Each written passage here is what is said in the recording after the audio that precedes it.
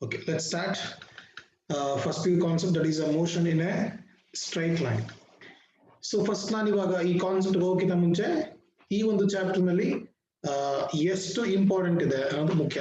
ಈ ಚಾಪ್ಟರ್ ನಮ್ಗೆ ಯಾಕೆ ಬೇಕು, ಎಷ್ಟು ಇಂಪಾರ್ಟೆಂಟ್ ಇದೆ, ಮತ್ತೆ ಈ ಚಾಪ್ಟರ್ ನಲ್ಲಿ ಓದ್ಲೇಬೇಕಾಗಿರ್ತಕ್ಕಂಥ ಕಾನ್ಸೆಪ್ಟ್ ಯಾವ್ದು. ಬಿಕಾಸ್ ನಾನು ನಿಮ್ಗೆ ಮೊದಲೇ ಹೇಳಿದ್ದೀನಿ, ಚಾಪ್ಟರ್ ನಲ್ಲಿ ಎಲ್ಲಾ ಕಾನ್ಸೆಪ್ಟ್ ಕೂಡ ಇರಲ್ಲ, ಆ ಎಲ್ಲಾ ಕಾನ್ಸೆಪ್ಟ್ ಕೂಡ ತುಂಬಾ ಇಂಪಾರ್ಟೆಂಟ್ ಇರಲ್ಲ, ಕೆಲವು ಕಾನ್ಸೆಪ್ಟ್ ಮಾತ್ರ ಬೇಕಾಗಿರುತ್ತೆ. ಹಾಗಾಗಿ ಅಂತ ಕಾನ್ಸೆಪ್ಟ್ ಬಗ್ಗೆ ಸ್ವಲ್ಪ ನಾನು ಕಾನ್ಸಂಟ್ರೇಟ್ ಮಾಡಬೇಕು, right.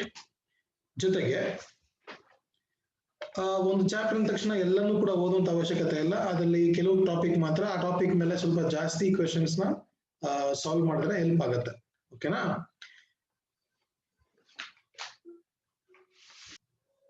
Okay fine. So first ಈ ಚಾಪ್ಟರ್ ಇಂಪಾರ್ಟೆಂಟ್ ಯಾವುದು ಅಂತ ನೋಡೋಣ. ಹಾಗೆ ಗ್ರಾಫ್ ಅಬ್ಸರ್ವ್ ಮಾಡಿ.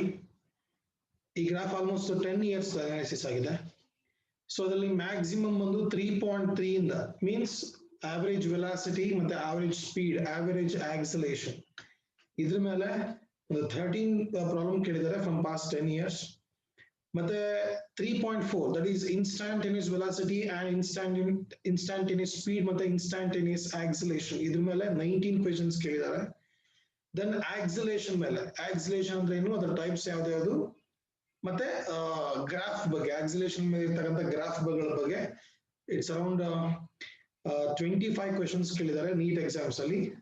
ಸರ್ 10 years ಇಂದ ನೀಟ್ ಇರ್ಲಿಲ್ವಲ್ಲ ಅಂತ ಹೇಳ್ಬೋದು. ನಿಮ್ಗೆ ಗೊತ್ತಿರ್ಲಿ, ಏಮ್ಸ್ ಎಕ್ಸಾಮ್ ಅಂತ ಇತ್ತು, ಕರೆಕ್ಟಾ?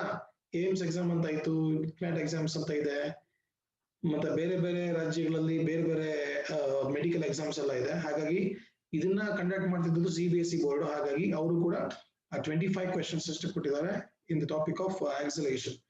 ನೆಕ್ಸ್ಟ್ ತುಂಬಾ ಮೇಜರ್ ಪಾರ್ಟ್, ಈ ಎಸ್ಪೆಷಲಿ ತುಂಬಾ ಮೇಜರ್ ಪಾರ್ಟ್ ಯಾವುದು ಅಂದ್ರೆ kinematic ಈಕ್ವೇಶನ್ಸ್ಗಳು.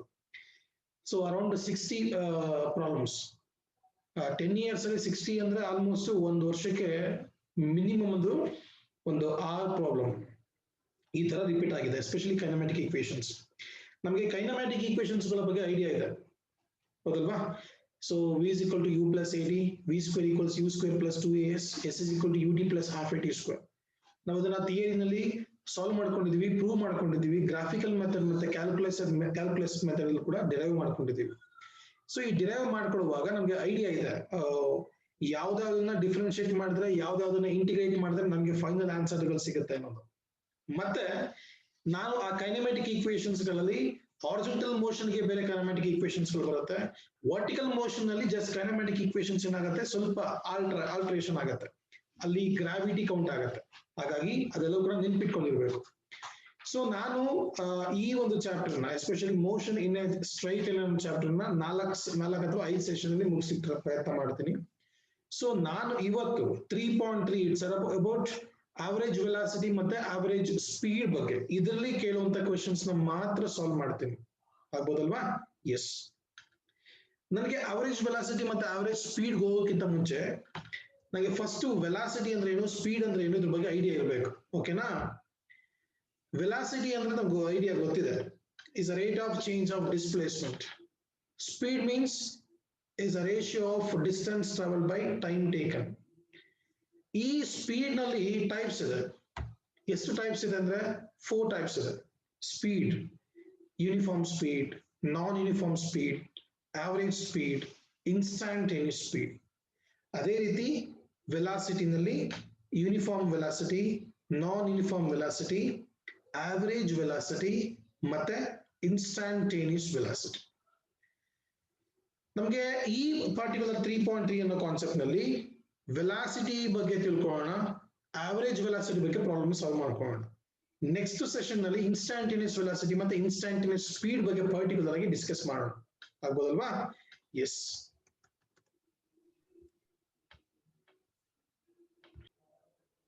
Okay fine. Average velocity ಬಗ್ಗೆ ಐಡಿಯಾ ಇದೆ. ಆವರೇಜ್ ವೆಲಾಸಿಟಿ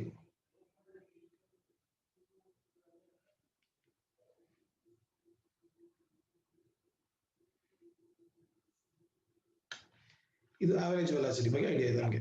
ಓಕೆನಾ? It's total displacement divide by time taken. Definition ಹೇಳುವಾಗೇನೆ ಆವರೇಜ್ ಸ್ಪೀಡ್ ಅಂತ ಬಂದಾಗ total path length travel divide by time taken. So ನಮಗೆ ಈ ಜನರಲ್ ಎಕ್ಸ್ಪ್ರೆಷನ್ಸ್ ಗಳು ಗೊತ್ತಿರುತ್ತೆ. ಜನರಲ್ ಎಕ್ಸ್ಪ್ರೆಷನ್ಸ್ ಬಗ್ಗೆ ಏನ್ ತಲೆ ಕೆಡಿಸ್ಕೊಳ್ಳಂಗಿಲ್ಲ. ಈ ಆವರೇಜ್ ವೆಲಾಸಿಟಿ ಇದೆಯಲ್ಲ, ಈ ಆವರೇಜ್ ವೆಲಾಸಿಟಿಗೆ ನಾವು ಇನ್ನೊಂದ್ ತರ ಫಾರ್ಮುಲಾ ಬರ್ಕೋಬಹುದು. ಹೇಗೆ ಅಂದ್ರೆ ಟೋಟಲ್ ಡಿಸ್ಪ್ಲೇಸ್ಮೆಂಟ್ ಅಲ್ವಾ. ಟೋಟಲ್ ಡಿಸ್ಪ್ಲೇಸ್ಮೆಂಟ್ ಅಂದ್ರೆ x2 minus x1 ಅಥವಾ total displacement divide by initial displacement divide by total time ಅಂತ ಕರೀಬಹುದು. ಟೋಟಲ್ ಟೈಮ್ ಹೀಗೂ ಕೂಡ ಕರ್ಕೋಬಹುದು. ಅಥವಾ ಇದನ್ನ s2 minus s1 divide by time taken. ಇದು ಆವರೇಜ್ ವೆಲಾಸಿಟಿಗೆ ಬಂದಾಗ. ಇನ್ನು ಆವರೇಜ್ ಸ್ಪೀಡ್ ಬಂದಾಗಲೂ ಕೂಡ ಅಷ್ಟೇ, average speed equals total distance ಅಲ್ವಾ. ಹಾಗಾಗಿ s2 minus s1 divide by t, total displacement. ಇಲ್ಲಿ s1, so s2 minus s1 ಅಲ್ಲ, s1 plus s2 plus s3 ಒಟ್ಟು ಎಷ್ಟು ಡಿಸ್ಟೆನ್ಸ್ ಇರುತ್ತೋ ಅದನ್ನ ಡಿವೈಡ್ ಬೈ ಟೋಟಲ್ ಟೈಮ್ ಅಂತ ಕೂಡ ಬರ್ಕೋಬಹುದು. ಎಸ್ಪೆಷಲಿ ಅದಕ್ಕೆ ಜನರಲ್ ಫಾರ್ಮುಲೇಷನ್ ಬಂದು ಈ ತರ ಫಾರ್ಮುಲಾ ಆಗುತ್ತೆ. ಈ ಫಾರ್ಮುಲಾಗಳು ನೆನಪಿರಬೇಕು. ಈ ಫಾರ್ಮುಲಾ ಫಸ್ಟ್ ಫಾರ್ಮುಲಾ ಬಂದು ಯಾವ್ದ್ರ ಬಗ್ಗೆ, ಆವರೇಜ್ ಸ್ಪೀಡ್ ಬಗ್ಗೆ ಅಥವಾ ಡಿಸ್ಪ್ಲೇಸ್ಮೆಂಟ್ ಅವರೇಜ್ ವೆಲಾಸಿಟಿ ಬಗ್ಗೆ. ಇದರ ಇನ್ನೊಂದು ಫಾರ್ಮ್ ಬಂದು ಇದು. ಓಕೆನಾ. ಎಕ್ಸಾಂಪಲ್ ಡಿಸ್ಪ್ಲೇಸ್ಮೆಂಟ್ ಅಂದ್ರೆ ಗೊತ್ತಿದೆ, ವೆಲಾಸಿಟಿ ಇಂಟು ಟೈಮ್. ಹಾಗಾಗಿ s1 ಅಂದ್ರೆ v1 into t1 ಅಂತ ಕೊಟ್ಟಿದ್ದಾರೆ, s2 ಅಂದ್ರೆ v2 into t2 ಅಂತ ಕೊಟ್ಟಿದ್ದಾರೆ ಅಷ್ಟೇ. ಓಕೆನಾ. ಸೊ ಇದು ಈ ಫಾರ್ಮ್ಗಳು ನಿಮ್ಗೆ ನೆನಪಿರ್ಬೇಕು. ಈ ಫಾರ್ಮ್ ನೆನಪಿದ್ರೆ ಈಸಿಯಾಗಿ ಸಾಲ್ವ್ ಮಾಡ್ಕೊಬಹುದು. ನೆಕ್ಸ್ಟ್ ಬಂದು ಎಸ್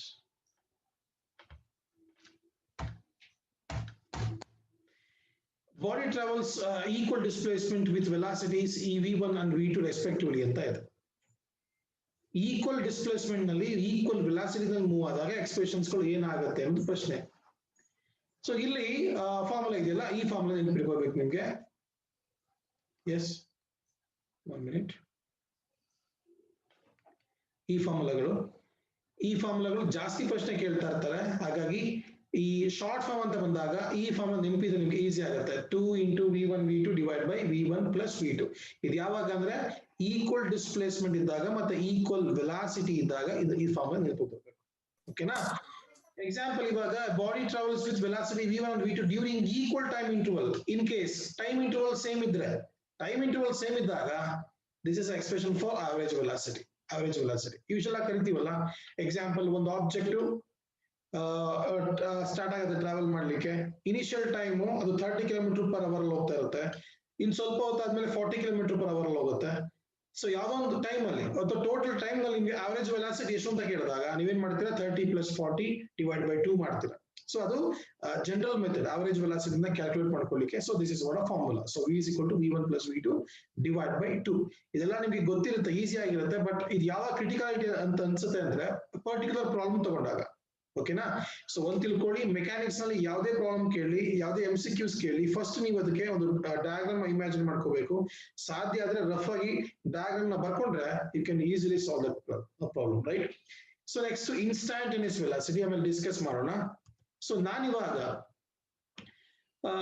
ಯೂನಿಫಾರ್ಮ್ ಮತ್ತೆ ನಾನ್ ಯೂನಿಫಾರ್ಮ್ ಆಕ್ಸಿಲೇಷನ್ಸ್ ಬಗ್ಗೆ ಕೇಳಿದಾಗ equal change in velocities in equal interval of time.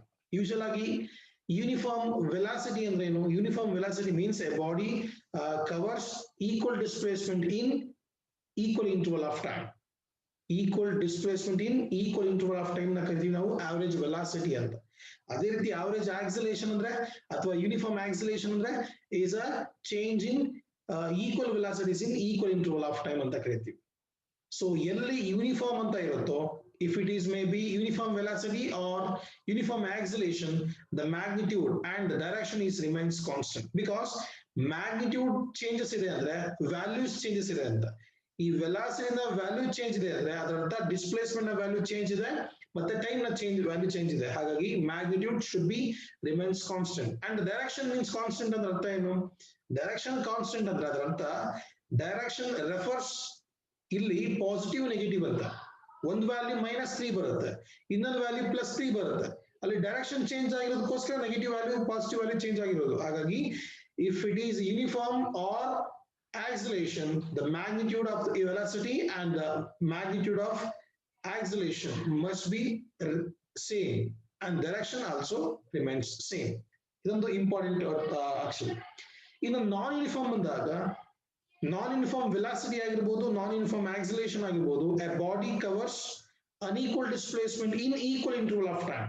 unequal displacement in unequal displacement in equal interval of time. Example, ಒಂದು ಆಬ್ಜೆಕ್ಟ್ 1 ಸೆಕೆಂಡ್ಗೆ 1 ಮೀಟರ್ ಹೋಗುತ್ತೆ. ಅದೇ ಆಬ್ಜೆಕ್ಟ್ ನೆಕ್ಸ್ಟ್ ಸೆಕೆಂಡ್ ಮೀನ್ಸ್ ಸೆಕೆಂಡ್ಗೆ 4 metre ಹೊರಟೋಗ್ಬಿಡೋದು.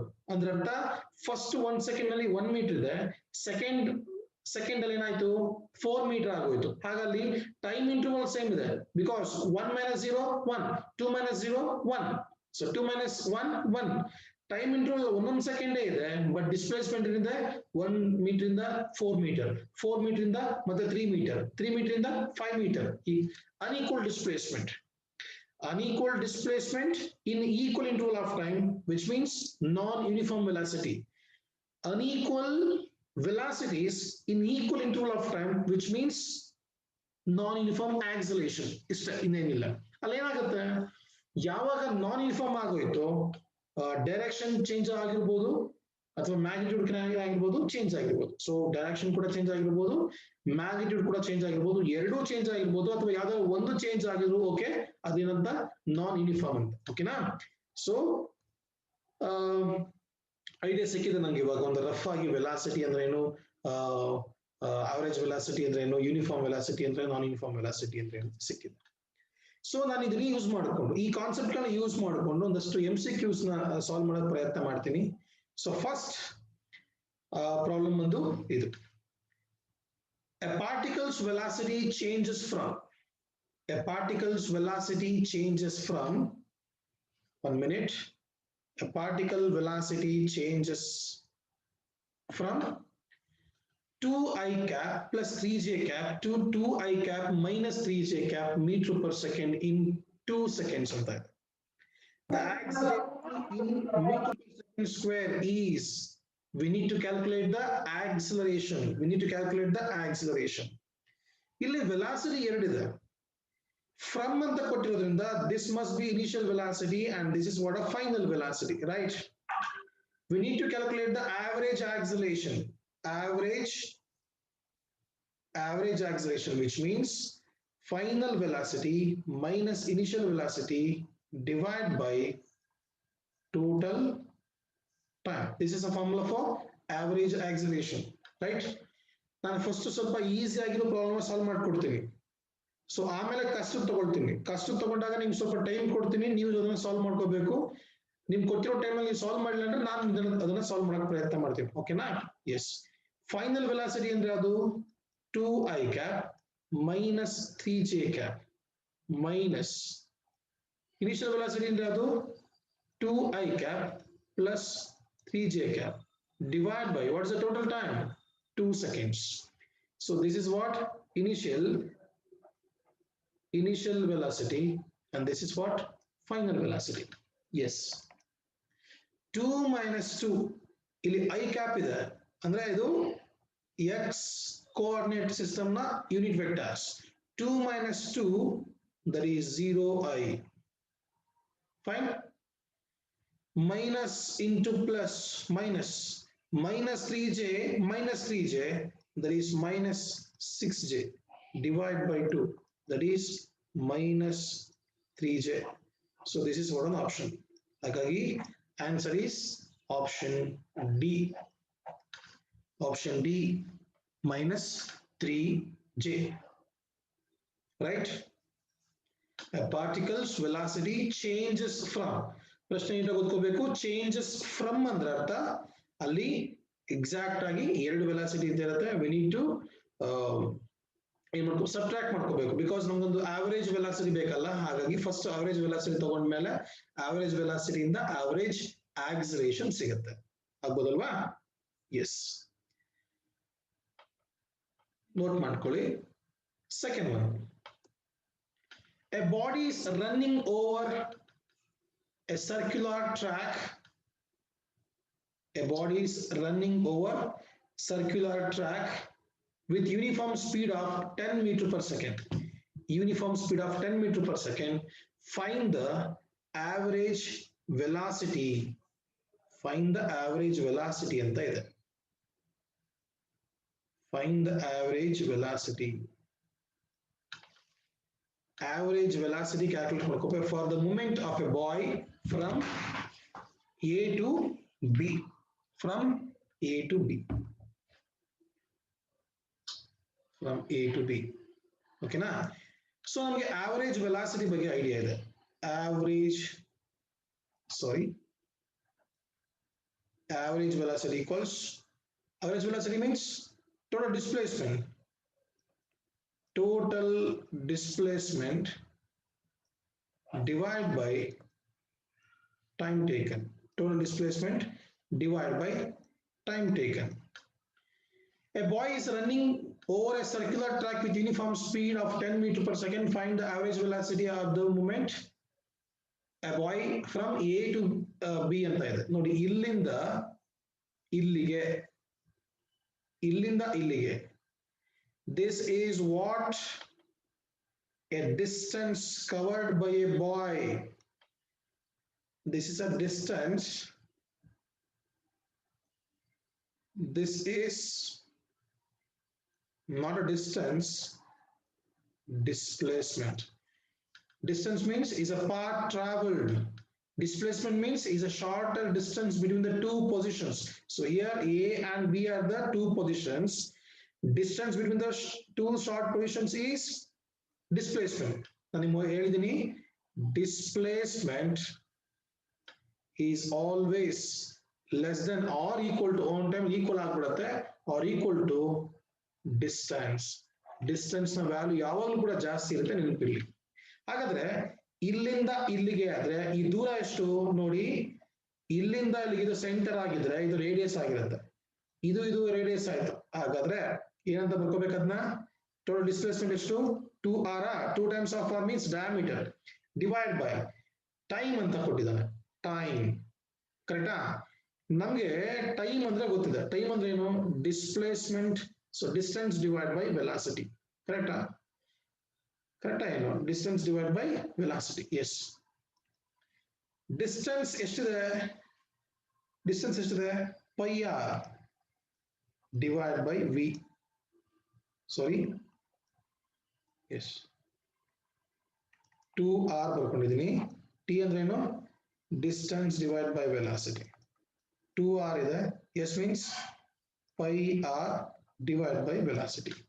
ಹಾಗಾದ್ರೆ equations ಏನಾಯ್ತು? 2v divide by pi ಆಯ್ತಾ? 2v divide by pi. 2v divide by pi. 2v velocity ಎಷ್ಟಿದೆ? 10 ಇದೆಯಲ್ಲ, 2 into 10 pi, 22 by 7, 22 by 7, 20 divided by 22 by 7. So ಎಷ್ಟು ಸಿಗುತ್ತೆ ನಿಮಗೆ? ಸಾರಿ, ಆನ್ಸರ್ ಸಿಗ್ತಲ್ಲ ನಮಗೆ. ಪೈ ವ್ಯಾಲ್ಯೂ ಅಷ್ಟೇ ಇರಲಿ, ನಾ ದಡ್ಡ ನೋಡಿ ಸುಮ್ಮನೆ ಎಲ್ಲ ಸಾಲ್ವ್ ಮಾಡ್ಕೋತಾ ಇದೆ. ಅವರೇಜ್ ವೆಲಾಸಿಟಿ ಎಷ್ಟು? 2 into 10 divided by pi, that is 20 divided by pi. Option D. Option D. Correct? Yes. Displacement is always less than or equal to distance. Distance ಯಾವಾಗಲೂ ಕೂಡ ಜಾಸ್ತಿ ಇರುತ್ತೆ, ಡಿಸ್ಪ್ಲೇಸ್ಮೆಂಟ್ ಯಾವಾಗಲೂ ಕೂಡ ಕಮ್ಮಿ ಇರುತ್ತೆ. ಆಗ್ಬೋದಲ್ವಾ? Yes. Next one. A car has to cover a distance 60 kilometer. ಅದು 60 kilometer ಹೋಗ್ಬೇಕು. In half of the total time, it covers with speed 80 kilometer per hour, and in rest of time its speed becomes 40 kilometer per hour. The average speed of the car will be ಅಂತ ಇದೆ. ಇದು ತುಂಬಾ simple ಆಗಿ solve ಮಾಡ್ಕೋಬಹುದು, complicated ಆಗಿ solve ಮಾಡ್ಕೋಬಹುದು. Simple ಆಗಿ ಹೆಂಗೆ ಅಂದ್ರೆ ಜಸ್ಟ್ ಹಿಂಗೆ ನೋಡಿ, 80 plus 40 to 120 divided by 2, that is 60. Answer is A. Answer is A. ಅಥವಾ ಇದನ್ನ ನಾನು ರೂಟ್ ಪ್ರಕಾರ ಮಾಡ್ಕೊಂಡು ಹೋಗ್ತೀನಿ ಅಂದ್ರೆ average velocity equals total displacement divided by time taken. Total displacement ಎಷ್ಟು? S1 divided by S2 divided by T. S1 ಅಂದ್ರೆ ಏನು? V1 into T1. S2 ಅಂದ್ರೆ ಏನು? V2 into T2. ಕರೆಕ್ಟಾ?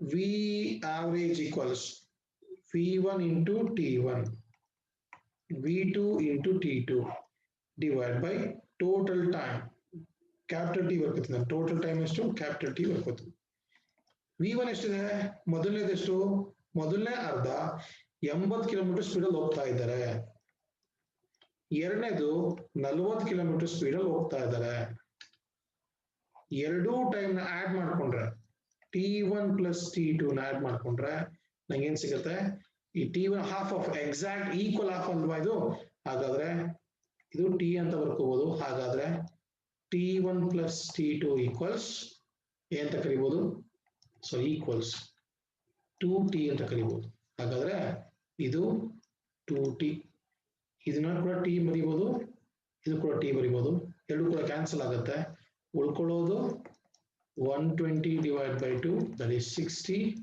kilometer per hour ಇದೆಲ್ಲ ಅವಶ್ಯಕತೆ ಇಲ್ಲ ನಿಧಾನ ಆಗುತ್ತೆ ಸ್ಲೋ ಆಗುತ್ತೆ ಶಾರ್ಟ್ ಫಾರ್ಮ್ ಜಸ್ಟ್ ಇಲ್ಲಿ ಎರಡು ಸ್ಪೀಡ್ ಇದೆ ಇದೊಂದು ಸ್ಪೀಡು ಎರಡು ಆಡ್ ಮಾಡ್ಕೊಳ್ಳಿ ಅದು ಹಾಫ್ ಅಂತ ಇರೋದ್ರಿಂದ ಡಿವೈಡ್ ಬೈ 2 ಮಾಡ್ಕೊಳ್ಳಿ ಆವರೇಜ್ ವೆಲಾಸಿಟಿ ಸಿಗುತ್ತೆ ಓಕೆನಾ ನೆಕ್ಸ್ಟ್ ಒನ್ ಈಗ ಮಾಡ್ತಿರೋದೆಲ್ಲ ತುಂಬಾ ಈಸಿ ಪ್ರಾಬ್ಲಮ್ಗಳು ಓಕೆನಾ ನಿಮ್ಗೆ ಅಡ್ಜಸ್ಟ್ ಆಗ್ಲಿ ಅಂತ ನೆಕ್ಸ್ಟ್ ಹೋಗ್ತಾ ಹೋಗ್ತಾ ತುಂಬಾ ಕಷ್ಟವಾಗಿರೋ ಪ್ರಾಬ್ಲಮ್ಸ್ ಮಾಡ್ಸೋಣ next one an insect crawls a distance of 4 meter distance ಕೊಟ್ಟಿದ್ದಾರೆ distance 4 meter along north in 10 seconds and the distance 3 meter along east in 5 seconds the average velocity of the insect ಅಂತ ಇದೆ average velocity of the insect is for the north to south ಬರ್ಕೊಳ್ಳಿ north to south east to west sorry west to east okay na an insect crawls a distance 4 meter along north 4 meter north ಎಷ್ಟು second ಅಲ್ಲಿ 10 seconds ಅಲ್ಲಿ and the distance along east in 5 seconds 3 meter ಹೀಗೆ 3 meter ಎಷ್ಟು second ಅಲ್ಲಿ 5 seconds ಅಲ್ಲಿ the average velocity of the insect ಅಂತ ಇದೆ average velocity of the insect yes in average velocity ಹೆಂಗಾಗುತ್ತೆ average velocity equals again total displacement divided by time total displacement divided by time total displacement ಹೆಂಗ್ ಬರ್ಕೋತೀರಾ total displacement ಅಂದ್ರೆ ನೋಡಿ ಹೀಗೆ root of s1 square plus s2 square root of s1 square s2 square divided by t1 plus t2 because ಎರಡು time ಅಲ್ಲಿ ಬರೋದು v average s1 square ಅಂದ್ರೆ ಎಷ್ಟು 4 square correct ತಾನೆ ಎರಡನೇ ಡಿಸ್ಪ್ಲೇಸ್ಮೆಂಟ್ ಅಂದ್ರೆ ಇದು ಮೊದಲನೇ ಡಿಸ್ಪ್ಲೇಸ್ಮೆಂಟ್ ಇದು ಎರಡನೇ ಡಿಸ್ಪ್ಲೇಸ್ಮೆಂಟ್ 3 ಸ್ಕ್ವೇರ್ ಡಿವೈಡ್ ಬೈ ಮೊದಲನೇ ಟೈಮ್ ಎಷ್ಟು 10 ಸೆಕೆಂಡ್ ಅಲ್ಲಿ ಪಾಸ್ ಆಯ್ತು ನೆಕ್ಸ್ಟ್ ಎಷ್ಟು 5 ಸೆಕೆಂಡ್ ಅಲ್ಲಿ ಪಾಸ್ ಆಗಿದೆ ಸೊ ಏನ್ ಸಿಗುತ್ತೆ root of 16 3 3s are 9 divide by 15 root ಎಷ್ಟು ಬಂತು 25 ಎಸ್ 25 divided by 15 5 divided by 15 1 by 3 meter per second option C 1 by 3 meter per second okay na ಇದೊಂದು ನೆನಪಿರಲಿ ನಿಮಗೆ ಇದು ನೆನಪಿರಲಿ displacement okay na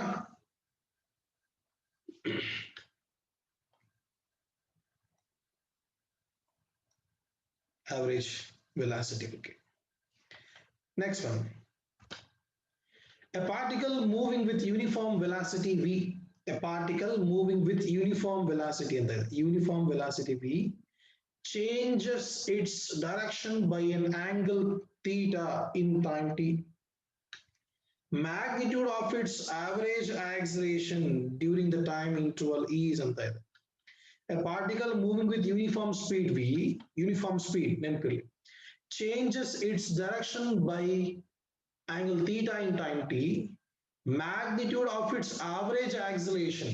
Magnitude of its average acceleration. ನಮಗೆ average acceleration ಬಗ್ಗೆ ಐಡಿಯಾ ಇದೆ. Equals ಏನು? VF minus VI divided by total time. ನನಗೆ magnitude ಬೇಕು. This is what a magnitude.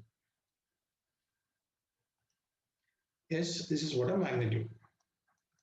ನಾನು ಇವಾಗ ಬರ್ಕೊಂಡೆ ಡಿಸ್ಪ್ಲೇಸ್ಮೆಂಟ್ ಏನಾಯ್ತಿದು S1 square plus S2 square.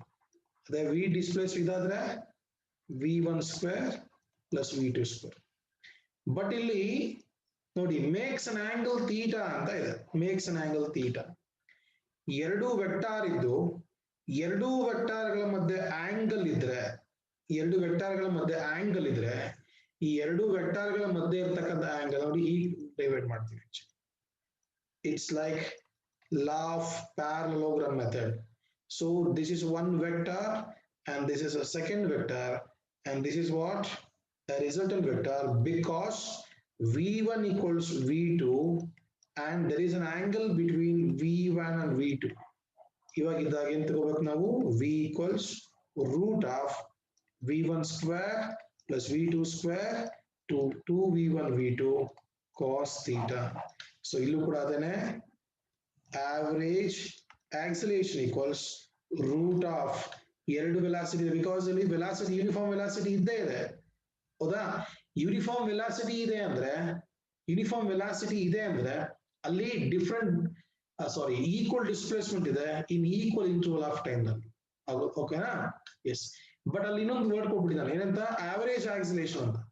Average acceleration ಅಂದ್ರೆ ಏನಿರ್ಬೇಕು ಎರಡು ವೆಲಾಸಿಟಿ ಇರಲೇಬೇಕು. That must be one final velocity ಮತ್ತೆ ಇನ್ನೊಂದು ಇನಿಷಿಯಲ್ ವೆಲಾಸಿಟಿ ಇರಲೇಬೇಕು. ಹಾಗಾಗಿ ನೋಡಿ ಈಗ ಬರ್ಕೊಂಡ್ಬಿಡ್ತೀವಿ v square plus v square plus 2v into v cos theta 2 into v into cos theta. ಅರ್ಥ ಆಗ್ತಿದ್ಯಾ? ನೋಡಿ ಈಗ ಬರ್ಕೋಬೋದಂಗೆ. ಎಸ್ ನೋಡಿ ಈಗ ಬರ್ಕೊಂಡು magnitude of average acceleration. Magnitude of average acceleration ಇನ್ನು ಮೈನಸ್ ವ್ಯಾಲ್ಯೂ ಇರೋದ್ರಿಂದ ಯು ಕ್ಯಾನ್ ರೈಟ್ ಇಟ್. ನೋಡಿ ಇದೀಗ ಬರ್ಕೋಬಹುದು. ಹೆಂಗ್ ಬರ್ಕೋಬಹುದು 2v sin theta by 2 divided by time taken. ನೋಡಿ ಹೀಗೆ ನೀವು ಜನರಲ್ ಫಾರ್ಮುಲಾ ಇನ್ ಮ್ಯಾಥಮೆಟಿಕ್ಸ್ ಜನರಲ್ ಫಾರ್ಮುಲಾ ಇದೆ ಅದನ್ನ ಬರ್ಕೋಬೇಕು ನೀವು. ಆ ಜನರಲ್ ಫಾರ್ಮುಲಾ ಮ್ಯಾಥಮೆಟಿಕ್ಸ್ ಬರ್ಕೊಂಡಾಗ ಹಿಂಗ್ ಬರುತ್ತೆ ನೋಡಿ 2a sin theta by 2 equals ಇದನ್ನ a square plus so 2a square 2a square cos theta ಹೀಗೆ. ಸೊ ಇದು ಹಿಂಗ್ ಬರ್ಕೋಬಹುದು. ಇಷ್ಟನ್ನ ನೀವು ಈಗ ಬರ್ಕೋಬಹುದು. ಇಲ್ಲಿ divide by as it is time ಇದ್ದೇ ಇದೆ. ಹಾಗಾದ್ರೆ ಈ ಫಾರ್ಮುಲಾ ಇಲ್ಲಿ ನೋಡಿ 2v divide by time sin theta by 2. Option B 2v sin theta by 2. ಓಕೆನಾ? ಸೊ ಈ ತರ ಮಾಡ್ಕೋಬಹುದು.